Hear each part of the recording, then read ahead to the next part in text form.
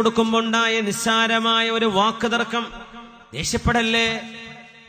വികാരമല്ല ജയിക്കേണ്ടത്, വിവേകമാണ് ജയിക്കേണ്ടത്. നമ്മുടെ നാട്, പ്രത്യേകിച്ച് നമ്മുടെ കാസർഗോഡ് ജില്ലയിലെ പല ഭാഗങ്ങളിലും വർഗീയമായ സംഘടനകൾ വളരെ പെട്ടെന്ന് ആരെങ്കിലും അങ്ങനെ പറഞ്ഞോലോ എന്നാ മറുപടി കൊടുക്കാം, എന്നാ കാണിച്ചു കൊടുക്കാം. ശാന്തമായിരിക്കെ, ആലിമീങ്ങളോട് ഡിസ്കസ് ചെയ്യ്. മഹാന്മാരായ പണ്ഡിതന്മാരുടെ നിർദ്ദേശങ്ങൾ എന്തെന്ന് സ്വീകരിച്ചോ.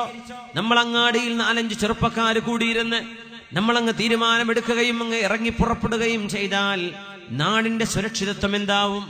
ഈ നാടിന്റെ നിയമം എന്താകും? ഇവിടുത്തെ നിയമ സംവിധാനങ്ങളില്ലേ?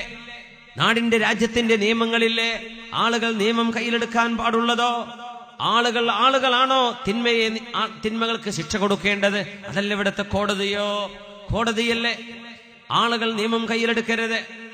അങ്ങനെ കയ്യിലെടുക്കാൻ ഇടവരുന്നത് നിസ്സാരമായ പ്രക്ഷോഭങ്ങൾ ഉണ്ടാകുമ്പോ, പ്രകോപിപ്പിക്കുന്ന വാക്കുകൾ ഉണ്ടാകുമ്പോ, പ്രസ്താവനകൾ ഉണ്ടാകുമ്പോ, ഏതെങ്കിലും ഒരു വിവരക്കേടുള്ളവന്റെ ഒരു ഫേസ്ബുക്ക് പോസ്റ്റ് മതിയാകും ഒരു പക്ഷേ വലിയ കലാപങ്ങൾ ഉണ്ടാവാൻ. പക്ഷേ മുസ്ലിമീങ്ങളായ ആളുകൾ ആത്മനിയന്ത്രണം പാലിക്കേണ്ടവരാണ്. നമ്മൾക്ക് ഓർമ്മയുണ്ടോ ബാബരി മസ്ജിദ്?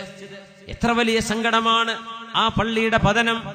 ഡിസംബർ 6 ആ ഒരു പള്ളിയുടെ പതനം നടന്ന് കേരളത്തിലെ രാജ്യത്തിന്റെ മുഖമൂലകളിൽ ക്ഷേത്രങ്ങൾ പോലും ആക്രമിക്കപ്പെടുമ്പോ ബാബരി മസ്ജിദിന്റെ ആ ഒരു ദുരന്തം ഇനി ഒരിക്കലും ഒരിടത്തും നടക്കാതിരിക്കട്ടെ എന്ന് അള്ളാഹുവിനോട് ദുആയിരക്കുകയും അവിടെ അള്ളാഹുവിന്റെ മസ്ജിദ് ഉയർന്നു വരട്ടെ എന്ന് സത്യവിശ്വാസികളായ ആളുകൾ അള്ളാഹുവിനോട് ദുആയിരക്കുകയാണ്.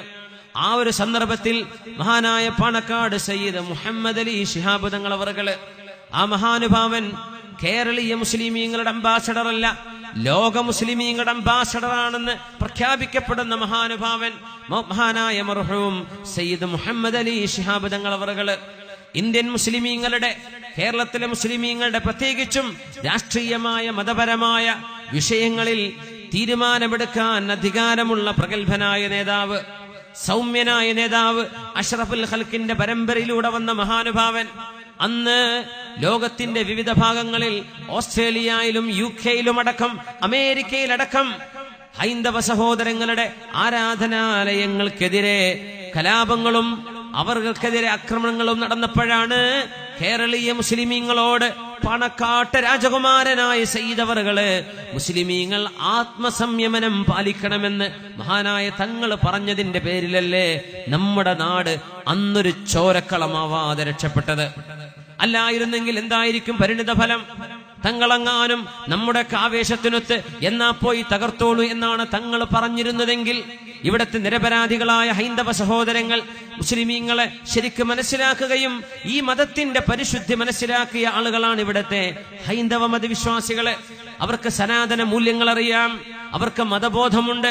അതിലേതെങ്കിലും ഒരു ന്യൂനപക്ഷത്തിന്റെ തീവ്ര സ്വഭാവം കാരണം ഒരു ബഹുഭൂരിപക്ഷം വരുന്നൊരു സമുദായത്തെ ആക്ഷേപിക്കുന്നത് ഒരിക്കലും ഉചിതമല്ല, ചെയ്യാൻ പാടുള്ളതുമല്ല. എത്രയോ കനിവുള്ള, ആർദ്രതയുള്ള, മനസ്സലിവുള്ള ആളുകളുണ്ട് നമ്മുടെ ചുറ്റുവട്ടങ്ങളിൽ. നമ്മളവരെയൊക്കെ ശത്രുക്കളായി കാണാൻ പാടുള്ളതോ? ഒരിക്കലും പാടുള്ളതല്ല.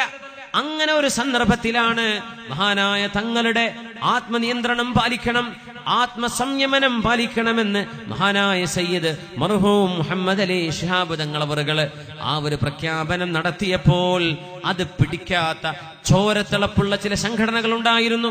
അതിന്റെ പേരിൽ തങ്ങളെ കളിയാക്കിയവരുണ്ട്. ഈ ഉമ്മത്തിനെ താരാട്ട് പാട്ടുപാടി ആട്ടുകയാണ് എന്ന് പറഞ്ഞ് മഹാനായ തങ്ങളുടെ ഏറ്റവും നല്ല വിവേകമുള്ള തീരുമാനത്തെ അവഹേളിച്ച ആളുകൾ ഉണ്ടായിരുന്നു. പക്ഷേ അവരൊക്കെ അതിന്റെ പരിണിത ഫലം ഇന്ന് അനുഭവിച്ചുകൊണ്ടിരിക്കുകയാണ്. നമ്മൾ അറിയണ്ടേ, ദേഷ്യം കടിച്ചിറക്കാനുള്ളതാണ്. വികാരത്തിനടിമയായി പ്രവർത്തിക്കരുത്.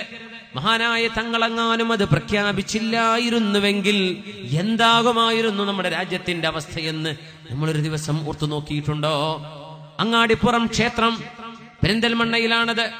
ആ ക്ഷേത്രത്തിന്റെ വാതിലുകൾക്ക് തീപിടിച്ചു എന്ന് കേട്ടപ്പോ അതാരെങ്കിലും ഈ സമുദായത്തിലോ വേറെ ഏതെങ്കിലും സമുദായത്തിലോ പെട്ട ആളുകളെങ്ങാനും അത് ചെയ്തതാണെങ്കിൽ അതൊരു വർഗീയ കലാപമായി, ഒരു വലിയ പ്രശ്നമായി അവിടെ ഉടലെടുക്കുമെന്ന് കണ്ടതിന്റെ പേരിൽ വിശ്രമ ജീവിതത്തിൽ വിശ്രമിച്ചിരിക്കുന്ന, ചികിത്സ കഴിഞ്ഞിരിക്കുന്ന മഹാനായ സയ്യിദ് മുഹമ്മദ് അലി ശിഹാബ് തങ്ങളല്ലയോ നിയമപാലകർ പോലും ഓടിയെത്തുന്നതിന്റെ മുമ്പായിട്ട് ആ ക്ഷേത്ര കവാടത്തിങ്കിലേക്ക് ചെന്നിട്ട് ആ പ്രശ്നം രമ്യമായി പരിഹരിച്ച മഹാനായ തങ്ങള്.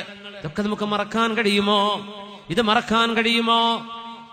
أنتم الطلقاء لا تثريب عليكم اليوم يغفر الله لكم وهو أرحم الراحمين എന്ന യൂസുഫ് നബി അലൈഹിസ്സലാമിന്റെ ആ ഒരു വചനങ്ങളെ അന്വർത്ഥമാക്കി കഅബാലയത്തിന്റെ ചുമരുകളിൽ ചാരി നിന്ന് കഅബാലയത്തിന്റെ വാതിൽ രണ്ട് കൈയും പിടിച്ചിട്ട് മുത്തനബി ഞങ്ങൾ ആക്രമിച്ചവരോട്, ഹബീബായ നബി ഞങ്ങൾ ആട്ടിയോടിച്ചവരോട്, ഹബീബായ നബി ഞങ്ങളുടെ ചുമലിൽ ഒട്ടകത്തിന്റെ ചീഞ്ഞു നാറിയ കുടൽമാലകൾ കൊണ്ടുവന്ന് ചാർത്തി വെച്ചവരോട് നിങ്ങളെയൊക്കെ ഞാൻ എന്ത് ചെയ്യുമെന്നാ. صلوا على النبي محمد وآله اللهم صل على سيدنا محمد وعلى آل سيدنا محمد وبارك وسلم عليه. اللهم صل على سيدنا محمد وعلى آل سيدنا محمد وبارك وسلم عليه.